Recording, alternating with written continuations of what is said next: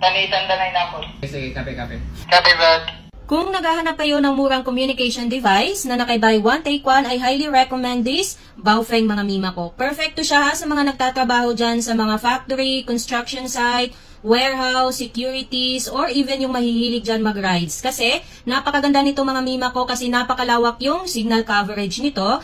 Yung communication range niya mga mima ko ay kayang-kaya hanggang 3 kilometers. So hindi talaga kayo mahihirapan dyang mag-communicate sa mga kasama nyo dyan sa trabaho or yung mga kasama nyo dyan sa bahay. Meron na siyang 16 channels.